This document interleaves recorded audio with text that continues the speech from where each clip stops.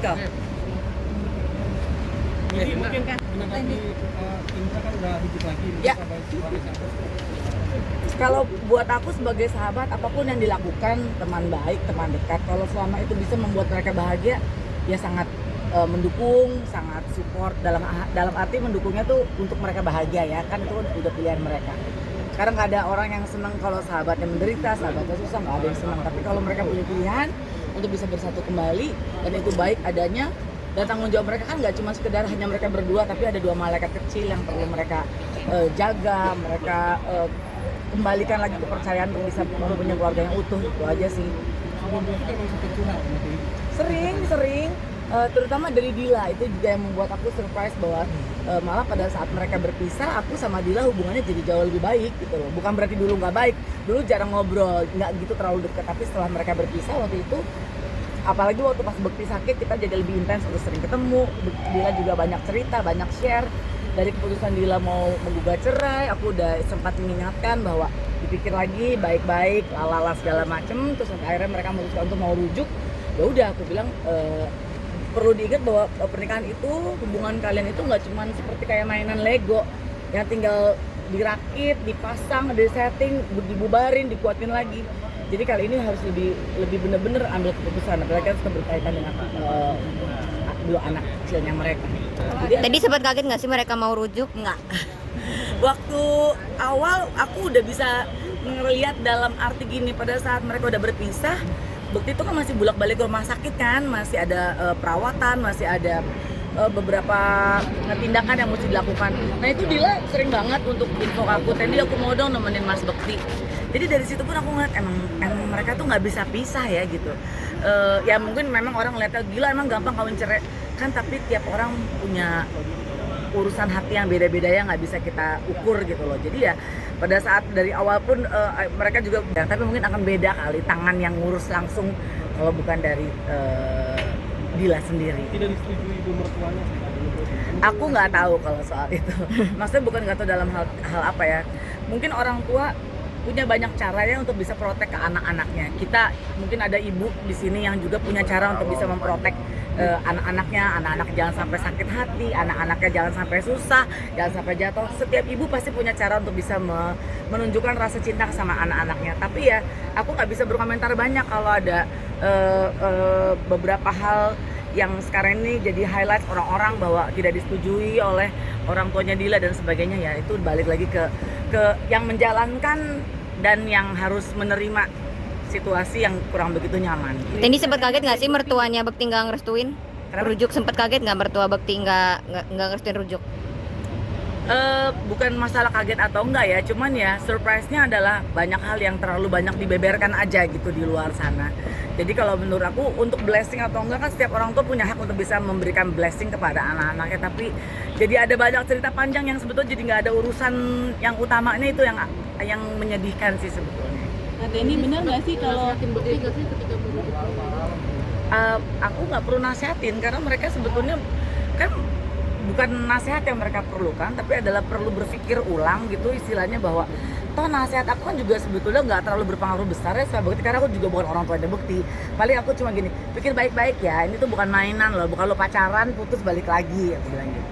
Hanya sekedar itu, tapi kayaknya mereka punya cinta yang lebih kuat untuk bisa berjalan.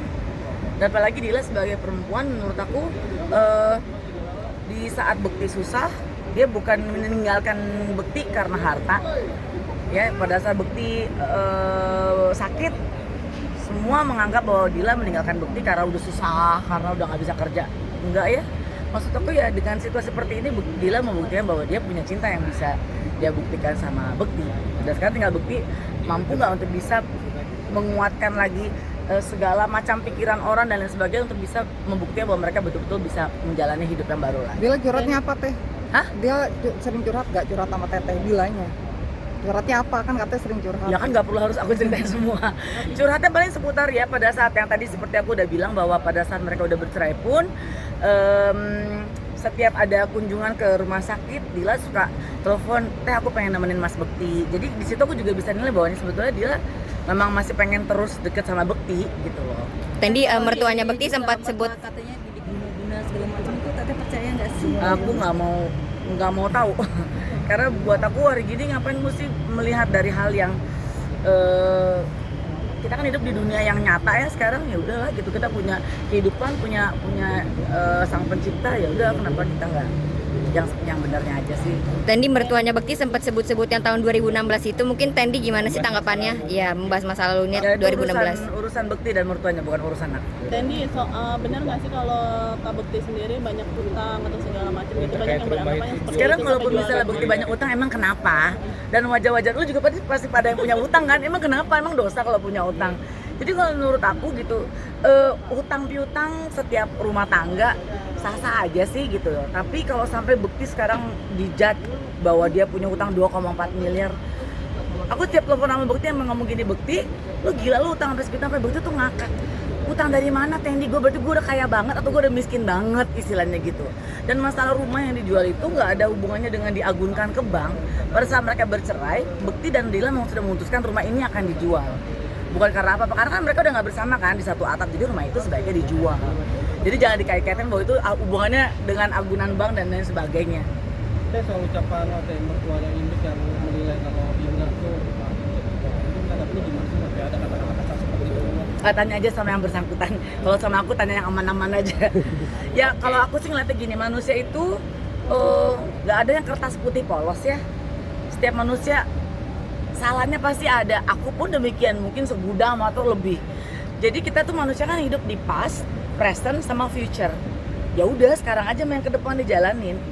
Kalaupun misalnya ada konteksnya kehidupannya Dila sama Bekti nih, semua orang nih ngomongin pastnya Bekti.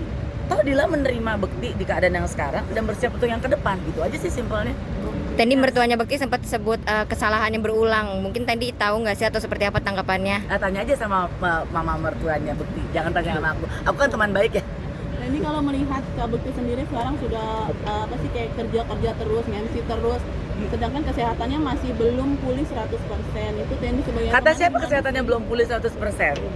Bekti sudah kembali pulih, ya ibaratnya kembali pulih dalam arti kata dia bisa berjalan dengan baik, dia sudah bisa melihat dengan jelas, bisa ngitung duit juga lebih cepat dari gue, mendengar super sonik. Kadang kalau dia lagi ngobrol sini, gue lagi ngomong apa dia gini, lu ngomongin gue ya, dia bisa lebih ini, dia bisa bernafas dengan baik karena kemarin kan habis operasi sinus, ada kista di hidungnya. Jadi kalaupun sekarang Bekti bekerja kembali, menurut aku itu bukan Bekti yang pontang-panting cari kerja, karena pekerjaan masih membutuhkan dia. Jadi alhamdulillah aja, bersyukur begitu, puji Tuhan bahwa sebetulnya Bekti masih dipercaya untuk ada di pekerjaan-pekerjaan yang di panggung kami sebagai pekerja seni. Jadi ya disyukuri bahwa dia sudah bisa kembali bekerja dengan baik. Oke? Terima kasih. Siap. Makasih.